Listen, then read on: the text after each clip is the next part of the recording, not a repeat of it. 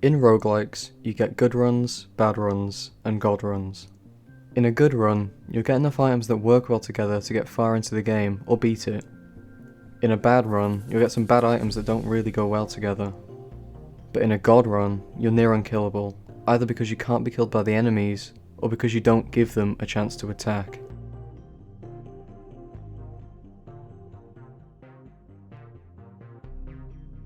You can get a god run in most roguelikes, but there's nothing that feels as satisfying as getting one in Risk of Rain 2. That sweet feeling when everything is dying to electricity, fire and bullets, meanwhile your FPS is threatening to go into the negative digits, and your computer fan has flown off because at a certain point in the game it will just spawn near infinite enemies whose only purpose in life is to immediately blow up. Now, aside from that, the other reason Risk of Rain is amazing for god runs is because of how many items the game lets you pick up. And some might be a little bit sucky, but a bunch of them work really well together.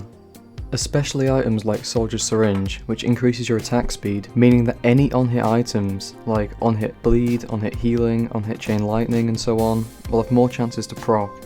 And the reality is, even if you get some useless items in the first couple of stages, there's still so much chance for you to get some amazing items later on in the game, meaning that you will get amazing god runs a bunch of times over, so long as you keep trying.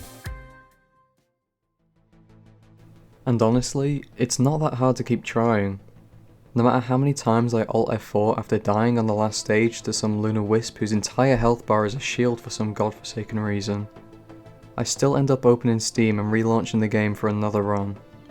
It's so replayable because of all the diversity you can get out of a run. The sheer amount of unique items not only make each run different by having them, but they also make your playstyle different depending on which combinations of items you have.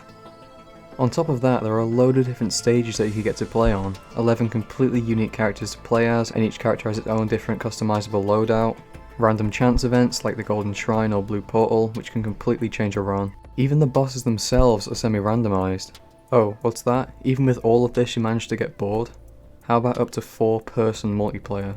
Honestly, with all of this, I don't know how the game can get boring or stale unless you played it for a few hundred hours minimum. Especially because, on top of all of this, the developers are consistently updating and improving elements of the game. Risk of Rain 2 is an insanely good game at a criminally low price made by fantastically talented people. If a god run game is what you're looking for, then you seriously need to look at the game. It's the most fun I've ever gotten out of a roguelike. I've been playing it on and off ever since it was in early access, and I've come back every single time there's been an update. I've consistently been able to get god runs and had insane amounts of fun at the expense of my poor graphics card. Just the sheer amount of lightning, explosions, enemies, bullets, trails of fire, and absolute destruction on the screen at once, you start getting this feeling inside. Nothing can defeat you, and nothing will get in your way. This isn't just a god complex, you've become a god among men. You are no longer playing Risk of Rain 2. Risk of Rain 2 is playing you.